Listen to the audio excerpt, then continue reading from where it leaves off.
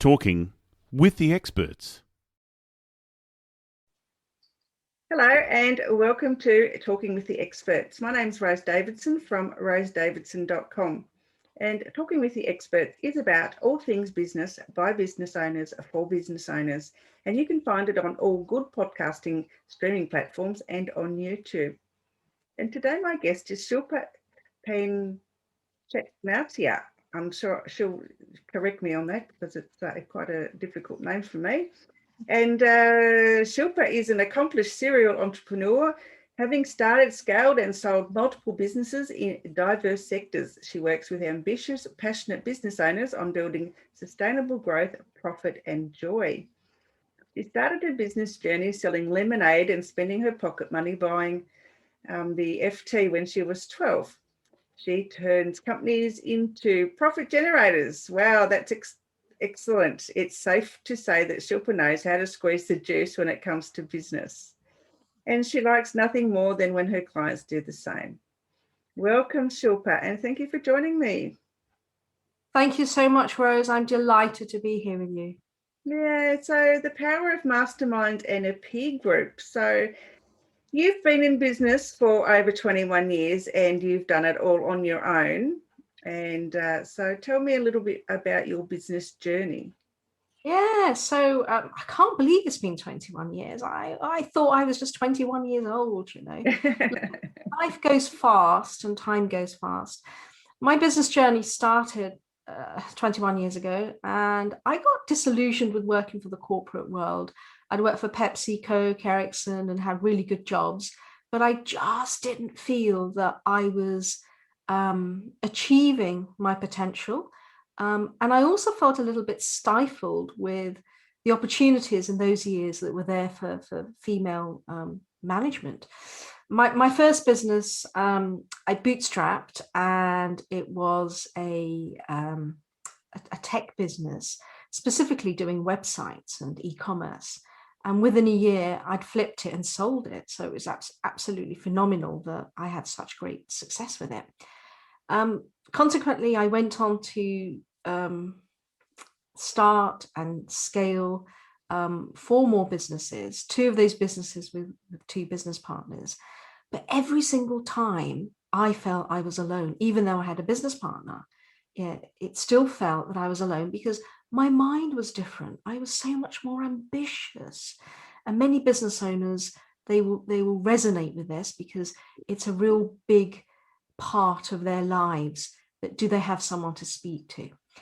So I've always wanted to have a mastermind ever since I read Napoleon Rich's book, and he talks about the power of masterminds, where you've got a group of people that you can talk to.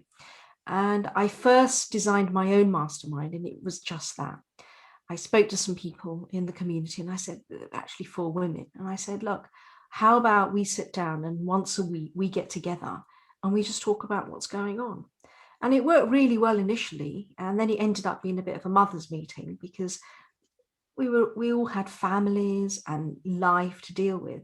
And the actual core essence of what I wanted to achieve in that mastermind with this group of friends wasn't actually going through. So it's been exciting and exhilarating, the business journey. But I always say to people that find yourself a peer group, find yourself a group that you can call a mastermind. And many people struggle to do that. So I support businesses with that. And I run a couple of masterminds where people can come to me and I can facilitate an opportunity for them to meet with hand-picked business owners that are similar to them. You've heard this, Rose. They say that we are the sum of 5 people that we spend time with. Absolutely, yes. And I found that to be quite true. And I used to live in Adelaide, which is a capital city in South Australia, and everybody knows everybody. And the same, I've moved states, and now I live in Tasmania, and that's even closer knit. So everyone knows everyone's business pretty much, or somebody who knows somebody. So yeah, when there's a disaster down here, it's like family. Which is good. How does that relate to business? How do I business? guess in business wise, like in Adelaide, business owners, you would know at least 5 people that from different walks of life that were in business, and they just travel in the same circles. Yeah, It's really quite strange. I've never come across that before. yeah, it's fantastic. There's so much power in that cross diversity for business owners.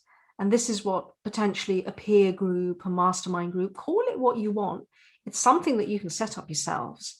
And you can, like I did, you can create a group of 4, 5, 10 people. I've heard of masterminds across the pond in America where 10 people get on a phone call every single week. And whoever's got a problem will say, look, my problem's really pressing. My PA's left and I can't replace her. I don't think I want to replace her. One of the issues that many of us have been looking at recently is, do we go back to our offices, or do we adopt a hybrid model, or do we just work completely remotely? And if we're going to work completely remotely, what tools are involved in bringing our teams involved? How do we maintain productivity? How do we create those water cooler moments? And these are the sorts of things and challenges that business owners that have achieved some level of success and want to scale, they want to throw the dice and scale, want to discuss. And that's really where the energy and the success of masterminds comes to play. Um, and business is very much, success in business is very much about the speed of implementation, I realized. It's not often skill or knowledge, but speed of implementation, of getting to market and maintaining that positioning. And if you think about the stats, is it something like 9 out of every 10 businesses, startups fail? It's a very generalized thing. It's pretty Yeah, pretty 5 high years. up there. Yeah. So if you can actually pattern interrupt that and give every single business owner a phenomenal amount of support and opportunity to implement whatever they're doing in their business, then that's going to give them the opportunity to succeed. Because isn't business just about continuity and that big thing, lead generation? Mm. Yeah, lead generation, I don't know. I'd like to get back to the topic of, hybrid businesses. To me, I think digital is probably the way to go, but I know a lot of businesses will be doing it, the hybrid model. What are your thoughts around that? I think there's huge opportunities there. We have been through a seismic change in the world. Here in London, where I live and work, we're pretty much coming up to lockdown for 1 year. I celebrated my 1 year anniversary. And it's been challenging for small businesses who I support initially. But once they learn to trust their employees, because look, they had no other opportunity. We were in national lockdown and we were told to work from home. But we've got a huge suite of productivity tools with project management tools like Asana and Trello. These Slack for conversations. Many smaller businesses have set up co-networking rooms, so they'll jump onto a Zoom screen and they'll create little breakout rooms and they'll work together. So you've got the opportunity of maybe doing Pomodoro technique, working 40 minutes and then breaking. So it's almost creating a virtual opportunity to work together. And I think people need that interaction. So the hybrid model will perhaps be a better position to. And I think businesses will need to think about cost of premises. I know businesses that I support are talking about having a sales force, and that's been digitally being used. Do they take that sales force, roll it out digitally full time, or do they create a different model, maybe look after key accounts only? I think every single business or owner is going to have to sit down and evaluate where their business is and what the market trends are there in their sector, and kind of try it and see, test the market, are they going in and evolve. But there is going to be a new way of working, because I think employees are very used to working in jogging bottoms too, and they don't want to go back to high heels and makeup. I totally agree with that. I think the hybrid way is going to be the way forward.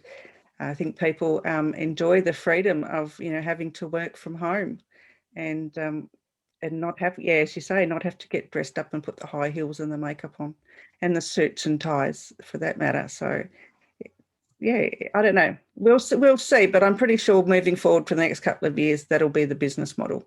Will be hybrid, like hybrid events and hybrid offices. So, and I think I don't know. I just really don't know that people will actually want to go back to working full time in an office. It's because it is stifling, and you can't just get up out of your chair and go outside because you feel like it, or you can't just do lots of things when you're stuck in an office all day. I think the other element is that I think people's work-life balance has changed. I mean, certainly here in Europe, we work very hard. In England, we work 8 to 6 is very normal for office workers, for knowledge workers. And I think people can burn out very quickly.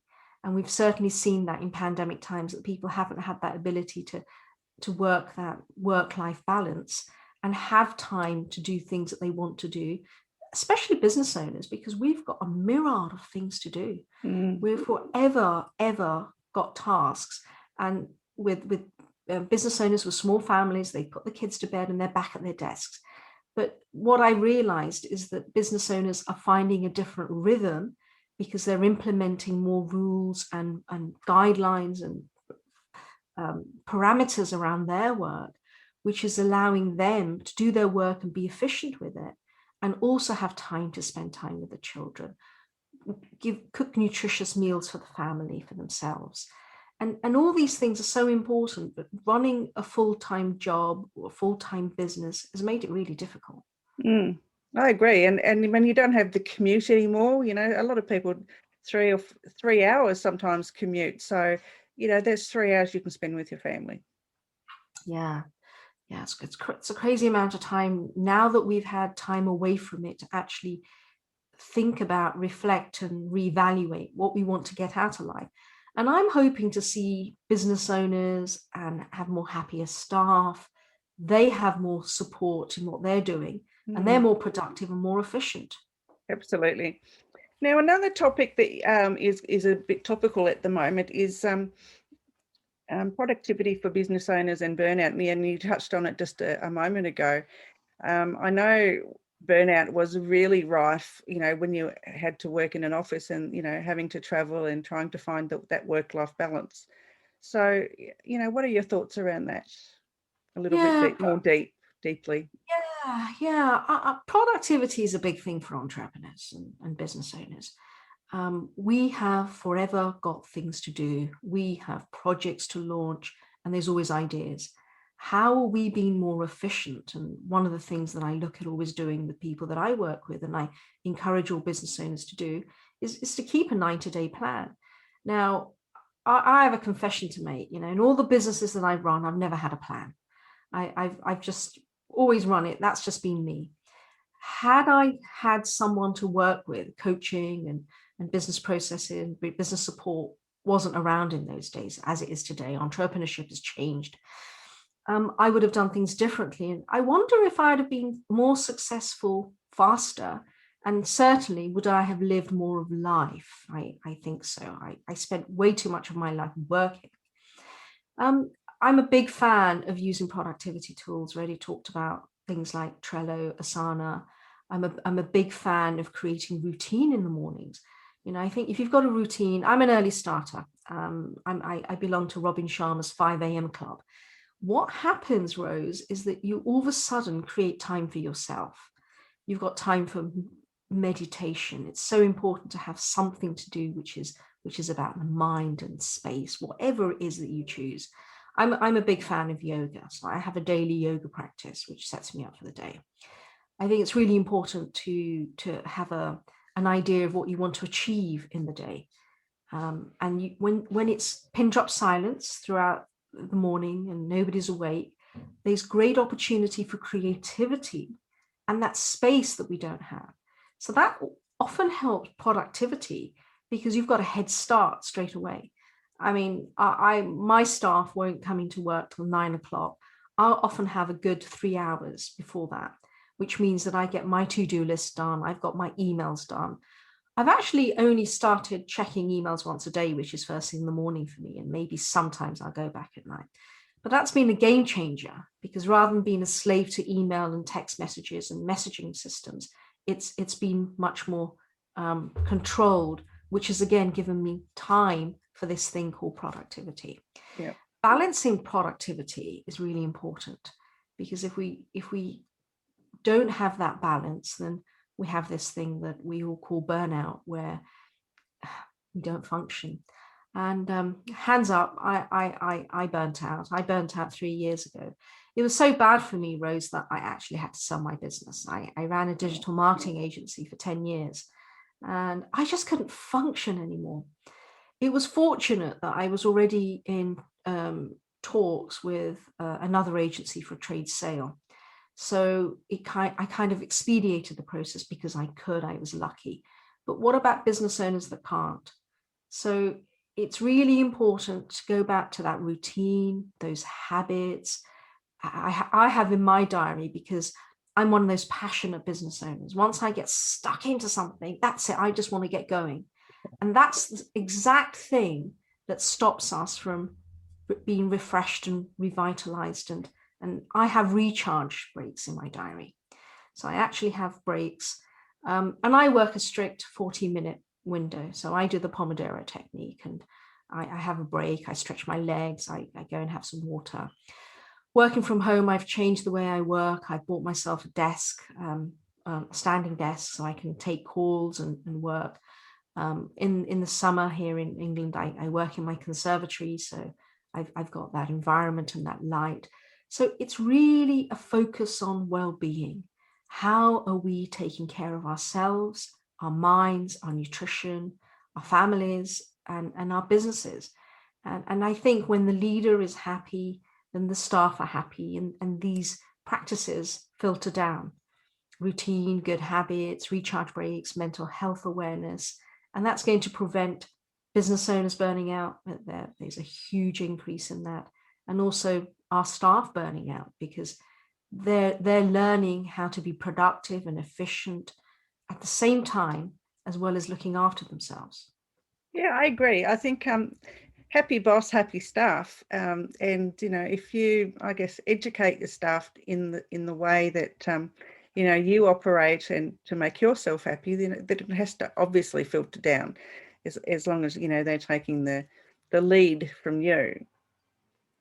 So, yeah, and I think with what's happened, since the pandemic hit, I think everyone's been sort of forced to change, the way they look at themselves and the way they look at their businesses and how they run them, and how they interact with their staff. Yeah. Yeah. So have you written anything interesting of late? I'm always writing. I'm very prolific on LinkedIn, and I run a blog, and I write for a few business publications.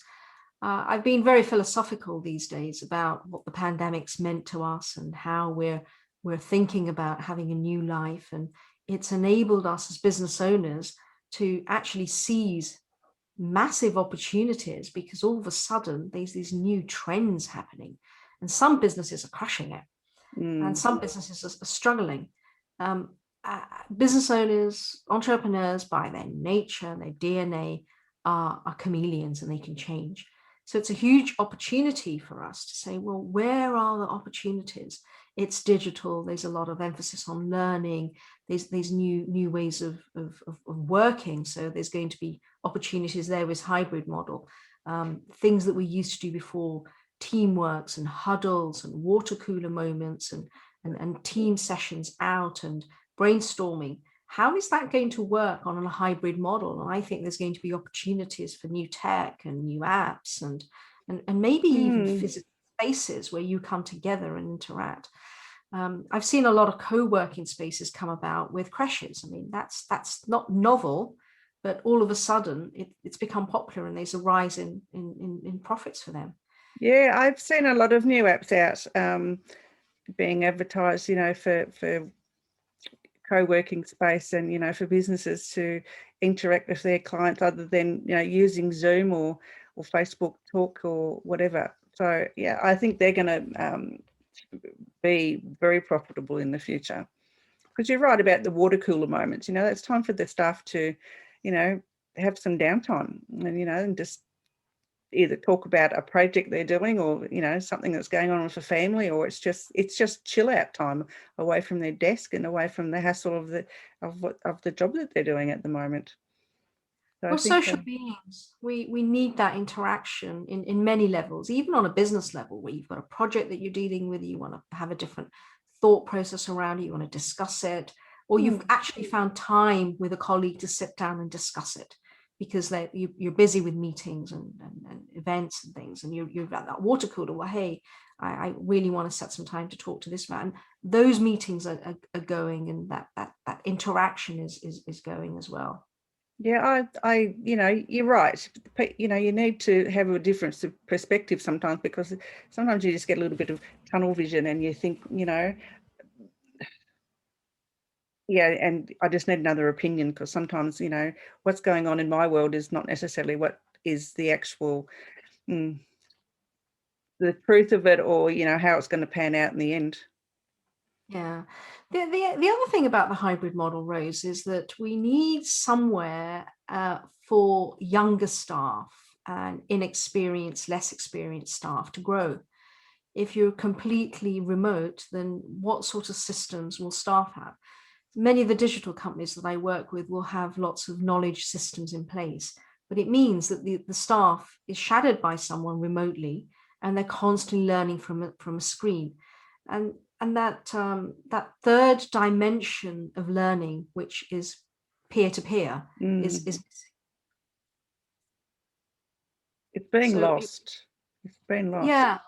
Yeah. So it'd be good for some sort of hybrid model, so that the youth have structure. That's where they learn. They learn from people. They learn from teams. They learn from environments. And if they're stuck in their home, and the other thing that I've been thinking about is that not everyone has a home office or space. And, I know many people working from one bedroom apartment, and that one partner puts up the ironing board in the bedroom and uses that as a desk, and the other partner uses the other room, or they're propped up on the kitchen table. So I wonder what implications that's going to have for form, and it's not going to be ergonomically efficient, most of these practices of where we work from the kitchen table. Yeah, that's a very good point. I hadn't thought of it in that way. Yes, and a lot of people don't have the luxury of having a home office, and having to implement other strategies to do that. And so that is, and actually I hadn't, as I said, I hadn't thought of it in that term. So well done for bringing that up, because there will be a lot of people that are challenged with doing work from home totally without having to go into the office. Yeah, there's going to be lots of opportunities for new businesses to arise, and new ways of working, thinking, and being. I'm quite excited, Rose, to see what the future brings. I've always been a woman that's enjoyed innovation, so I'm looking forward to the new way. I miss going into London. I miss sitting in front of clients and doing strategy sessions with them, and pulling out a flip chart and thinking things through. What I've noticed in consultation with them is that we're a lot more laser focused.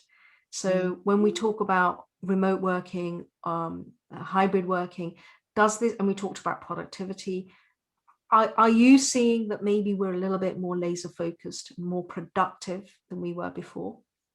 I think a lot of businesses are. I've been talking to a few businesses recently who their production since the pandemic has skyrocketed for whatever reason, and they can't explain it either. They just seem to be more productive in how they manage their staff, how they manage their businesses in general. So they're saying it's the being at home, it's being more focused on their business rather than having outside influences. So I don't know, you could be well right there. Good point. Anyway, where can people find you, Shilpa? Yeah, I'm very prolific on LinkedIn. Feel free to follow me, Shilpa P. And I'm on LinkedIn. I've mentioned that. I'm on Instagram. I'm on Twitter, and I'm on Clubhouse. All three of the handles are at Shilpa P. And my website is Shilpa, SHILPA-P.com. Beautiful. Thank you so much. And any last words of wisdom for our listeners? Oh, I'm always a big fan of entrepreneurs doing exactly what they want. So lots of support and encouragement, and never lose sight of your dreams, and be whoever you want to be. I think we have the opportunity. Yes, I like that. That's a very good philosophy. I like being who I want to be.